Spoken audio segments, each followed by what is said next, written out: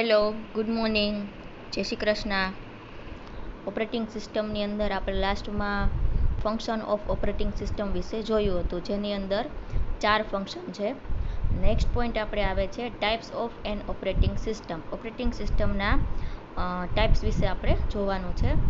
એમાં જોઈએ આપણે the most common way of classifying operating system are base on 2 ways.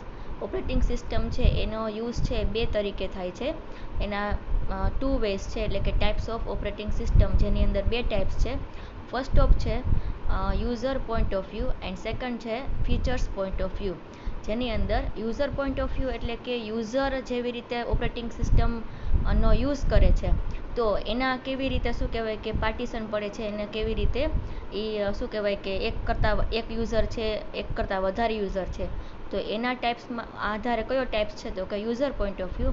અને ફીચર્સ પોઈન્ટ ઓફ વ્યૂ એટલે કે એની લાક્ષણિકતાઓ, એને જે ઓપરેટિંગ સિસ્ટમ છે એ કેવી રીતે વર્ક કરે છે. આખી સિસ્ટમ જ્યારથી સ્ટાર્ટ થાય છે ત્યાંથી એન્ડ સુધી તમારું કમ્પ્યુટર ચાલુ થાય અને ત્યાંથી બંધ થાય ત્યાં સુધીમાં એની જે પણ કાંઈ શું કહેવાય કે વર્ક કામગીરી છે એના લીધે જે પોઈન્ટ છે એ ટાઈપ્સ છે કયો છે તો કે ફીચર્સ પોઈન્ટ ઓફ વ્યૂ. હવે ફર્સ્ટ આવે છે user point of view. The most common way of classifying operating system are base on the number of user or job interact with computer system at a time.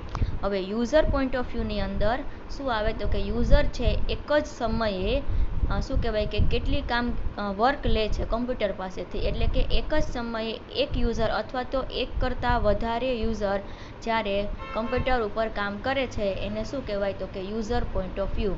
એક જ સમયે, બરાબર છે. તો એની અંદર પણ પાછા 2 ટાઈપ્સ આવે છે યુઝર પોઈન્ટ ઓફ વ્યૂની અંદર, સિંગલ યુઝર ઓર સિંગલ જોબ ઓપરેટિંગ સિસ્ટમ. અને સેકન્ડ ટાઈપ આવે છે મલ્ટી યુઝર ઓર મલ્ટી જોબ ઓપરેટિંગ સિસ્ટમ, એટલે કે એક જ યુઝર એક જ સમયે એક ઓપરેટિંગ સિસ્ટમ ઉપર વર્ક કરે છે એને સિંગલ યુઝર કહેવાય.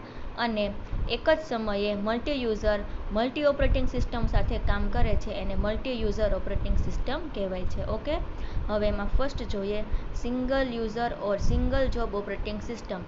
હવે ફર્સ્ટ ઓફ ઓલ એટલું જોવાનું કે ઓપરેટિંગ સિસ્ટમને સબ્જેક્ટની અંદર પોઈન્ટની અંદર ઘણા બધા પોઈન્ટ આવશે, એટલે ખાસ પોઈન્ટ જ યાદ રાખવાના રહેશે.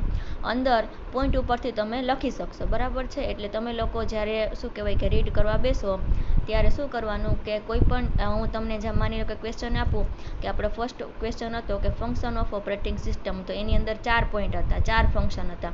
પાછા બીજા એડવાન્સ ફંક્શન આવ્યા હતા, તો એના પાછા 2 ફંક્શન હતા, બરાબર છે. તો પાછું આવ્યું શું તો કે ટાઈપ્સ ઓફ ઓપરેટિંગ સિસ્ટમ, તો જેની અંદર 2 ટાઈપ્સ છે. પાછા એની અંદર પણ ટાઈપ્સ આવે છે, એટલે ખાસ એના પોઈન્ટ યાદ રાખવાના, એમાં કાંઈ ભૂલ થવી જોઈએ નહીં. અંદર પછી સાવ ઇઝી છે. તમને લોકોને થોડુંક એવું લાગે કે ઓપરેટિંગ સિસ્ટમના વર્ડ થોડાક અઘરા છે, એના ટાઈપ્સ અઘરા છે, તો જ્યારે તમે જે શું કહેવાય કે પોઈન્ટ લઈને બેસો ત્યારે એનો પોઈન્ટને નોટ ડાઉન કરતું લેવાનું અને એના ખાલી પોઈન્ટ યાદ રાખવાના રહેશે. હવે તમને ઇઝીલી ખ્યાલ આવી જાય કે સિંગલ યુઝર ઓર સિંગલ જોબ એટલે શું થાય તો કે એક જ સમયે એક જ યુઝર એક જ ઓપરેટિંગ સિસ્ટમ ઉપર કામ કરે એને સિંગલ યુઝર કહેવાય. જ્યારે એક જ સમયે ઘણા બધા યુઝર ઘણી બધી ઓપરેટિંગ સિસ્ટમ સાથે કામ કરે એને મલ્ટી યુઝર કહેવાય, બરાબર. એના પોઈન્ટ ઉપરથી જ તમે અંદર લખી શકશો. હવે ફર્સ્ટ આપણે જોઈએ we all are familiar with this type of concept. In this આપણે આ બધાને આ કન્સેપ્ટ વિશે ખ્યાલ જ છે, બરાબર છે. In this concept there is one keyboard and one monitor that interact only with a single user or single job. જ્યારે એક જ સમયે એક જ કીબોર્ડ અને એક જ મોનિટરની સ્ક્રીન તમારી પાસે હોય અને તમે એક જ જ્યારે યુઝર તરીકે વર્ક કરતા હોય એને સિંગલ યુઝર કહેવામાં આવે છે. Okay, if another user needs access to the computer system they must wait till the current user finishes their work. જ્યારે સિંગલ યુઝરની અંદર તમે કામ કરતા હોય ત્યારે તમારી પાસે ડિવાઇસ એક જ હોય, એક જ કીબોર્ડ હોય, એક જ મોનિટર હોય, ત્યારે શું કરવામાં આવે છે તો કે એક જ ઓપરેટિંગ સિસ્ટમ અવેલેબલ છે, તો બીજા યુઝરને જ્યારે એની ઉપર કામ કરવું હોય ત્યારે એને રાહ જોવી પડે છે. ક્યાં સુધી તો કે સ્ટીલ વેઇટ, શું અને રાહ જોવાનું આવે છે ક્યારે તો કે પહેલો યુઝર છે એનું કામ ફિનિશ નથી કરતો ત્યાં સુધી સેકન્ડ યુઝરને એની ઉપર કામ કરવા માટે વેઇટ કરવો પડે છે. ઓકે, લાસ્ટ લાઇન જોઈએ the disk operating system in an example of a single user operating system. DOS operating system પહેલાં હતી, એ છે શું કહેવાય કે સિંગલ યુઝર ઓપરેટિંગ સિસ્ટમનું એક્ઝામ્પલ. ઓકે, હવે નેક્સ્ટ આવે છે એનો બીજો point, multi user operating system. હવે મલ્ટી એટલે એની ઉપરથી જ ખ્યાલ આવી જાય કે એક કરતાં વધારે user. Okay, A multi-user operating system lets more than one user access the computer system at a time.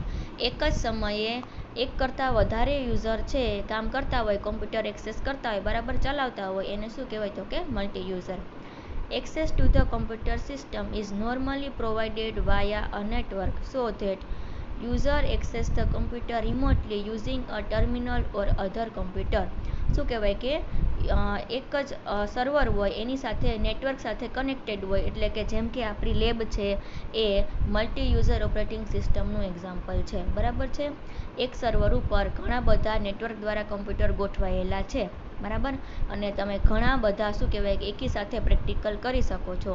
તો એકી સાથે કમ્પ્યુટરને તમે એક્સેસ કરો છો એટલે કેવું થયું કહેવાય તો કે મલ્ટી યુઝર. આ મલ્ટી યુઝર ઓપરેટિંગ સિસ્ટમ ક્યારે પોસિબલ બને તો કે નેટવર્ક દ્વારા. અને આપણે કયું નેટવર્ક યુઝ કરીએ છીએ તો કે લેન નેટવર્ક, બરાબર છે.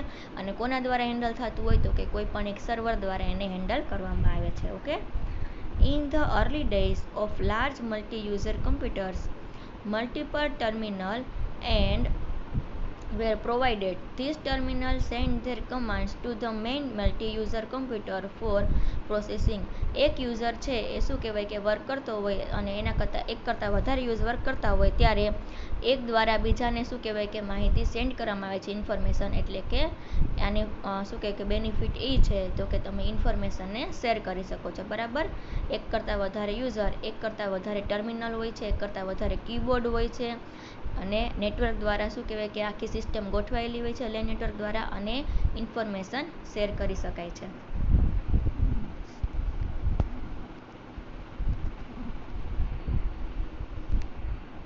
Example of a multi-user operating system are Unix, Linux, Windows 2003, Windows NT and etc. એટલે કે આ એક્ઝામ્પલ શું છે તો કે તમે જે અત્યારે યુનિક્સ ઓપરેટિંગ સિસ્ટમ છે, વિન્ડોઝ ઓપરેટિંગ સિસ્ટમ યુઝ કરો છો એ એનું એક્ઝામ્પલ છે. કોનું તો કે મલ્ટી યુઝરનું.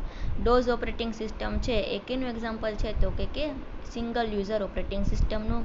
વિન્ડોઝ છે, યુનિક્સ છે, લિનક્સ છે, આ બધા મલ્ટી યુઝર ઓપરેટિંગ સિસ્ટમના એક્ઝામ્પલ છે. ઓકે, એના advantages and disadvantages of multi user operating system. The advantages of having a multi-user operating system is that normally the hardware is very expensive and it is lets a number of users share this expensive resource. જ્યારે multi યુઝરનું શું કહેવાય કે એકી સાથે એક કરતાં વધારે user છે એ ઓપરેટિંગ સિસ્ટમ ઉપર વર્ક કરી શકતા હોય એટલે શું કહેવાય કે થોડીક એક્સપેન્સિવ બને છે, એટલે ખર્ચાળ હોય છે, બરાબર છે. એક જ કમ્પ્યુટર હોય અને 10 કમ્પ્યુટર હોય તો એનો ખર્ચો વધુ આવે છે, બરાબર છે.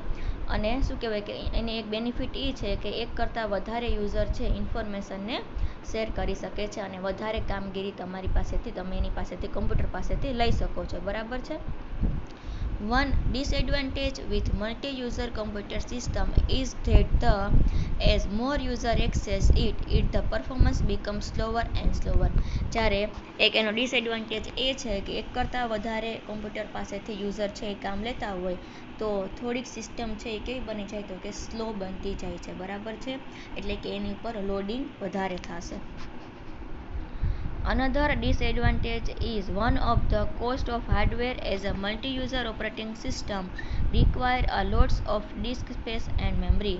એનો બીજો ડિસએડવાન્ટેજ એ છે કે હાર્ડવેર પાર્ટ વધારે જોઈએ છે, મલ્ટી યુઝર ઓપરેટિંગ સિસ્ટમ હોય છે એટલા માટે એને મેનેજ પણ કરવા પડે છે, અને જે એની સ્પેસ એટલે કે મેમરી કેમાં સ્ટોર હોય તો કે હાર્ડ ડિસ્કની અંદર, એ મેમરીને સ્ટોર કરવા માટે પણ શું કહેવાય કે મલ્ટી યુઝર વર્ક કરતા હોય તો બધાનો અલગ અલગ ડેટા ત્યાં સેવ થતા હોય તો મેમરી વધારે લોડ થાય છે અને એને મેન્ટેન કરવું પડે છે, એટલે કે એ થોડુંક એક્સપેન્સિવ બની જાય છે. ઓકે, હવે શું કહેવાય કે ટાઈપ્સ ઓફ ઓપરેટિંગ સિસ્ટમનો સેકન્ડ પોઈન્ટ આવ્યો કયો તો કે ફીચર્સ પોઈન્ટ ઓફ વ્યૂ. બે પોઈન્ટ છે ટાઈપ્સ ઓફ ઓપરેટિંગ સિસ્ટમના. પહેલો છે યુઝર પોઈન્ટ ઓફ વ્યૂ અને સેકન્ડ છે features point of view. User point of વ્યૂની અંદર બે પોઈન્ટ આવે છે, સિંગલ યુઝર અને સેકન્ડ છે મલ્ટી યુઝર. સિંગલ યુઝરનું એક્ઝામ્પલ છે ડોઝ ઓપરેટિંગ સિસ્ટમ. મલ્ટી યુઝરનું ઓપરેટિંગનું એક્ઝામ્પલ છે યુનિક્સ, લિનક્સ અને વિન્ડોઝ. જ્યારે તમે વાંચવા બેસો ત્યારે એક બુક લેવાની, બુકની અંદર પોઈન્ટ પાડીને જ લખવાનું કે હું તમને ક્વેશ્ચન આપું છું કે આ ચેપ્ટરની અંદરથી આ ક્વેશ્ચન ઇમ્પોર્ટન્ટ છે, એટલે એ ક્વેશ્ચન લખવાનો, એની સામે એના બધા પોઈન્ટ લખવાના, એની સામે એનું મેઇન એક્ઝામ્પલ લખવાનું, એટલે ઇઝીલી તમને ક્વેશ્ચન તમારે લખી શકો એક્ઝામમાં. ઓકે, બહુ એટલું બધું હાર્ડ છે નહીં. આ આખું છે એ પોઈન્ટ ઉપર જ ડિપેન્ડ કરે છે. બધા પોઈન્ટ જ તમારે ખાલી યાદ રાખવાના રહેશે, બાકીના પોઈન્ટ ઉપરથી તમે લખી શકશો ઇઝીલી. બરાબર છે. હવે સેકન્ડ પોઈન્ટ કયો છે તો કે ફીચર્સ પોઈન્ટ ઓફ વ્યૂ. અને આ મેઇન પોઈન્ટ છે, આઈએમપી છે. એની અંદર પાછા 7 પોઈન્ટ આવે છે. એ 7 પોઈન્ટ છે એ અલગ અલગ રીતે પણ પૂછાઈ શકે છે, અને ફીચર્સ પોઈન્ટ ઓફ વ્યૂ એવી રીતે એક ક્વેશ્ચન પણ પૂછાઈ શકે છે. મોસ્ટ પ્રોબેબલી બધા જે 7 પોઈન્ટ છે એની અંદર 4 કે 5 હું તમને ઇમ્પોર્ટન્ટ આપીશ, એ પૂછાશે જ. બરાબર છે. એ હું તમને કહીશ કે આ પોઈન્ટ છે એ તમારે પૂછાશે, એક સિંગલ પોઈન્ટ જ પૂછાશે આની અંદરથી. ઓકે, જેની અંદર આપણે જોઈએ the most common way of classifying operating system are base on the features point of view provided by an operating system like. એની અંદર 7 પોઈન્ટ આવે છે. 7 પોઈન્ટની અંદર આપણે જોઈએ, ફર્સ્ટ આવે છે બેચ ઓપરેટિંગ સિસ્ટમ, સેકન્ડ છે multi programming operating system, real time operating system, time sharing, distributed operating system, embedded and network operating system.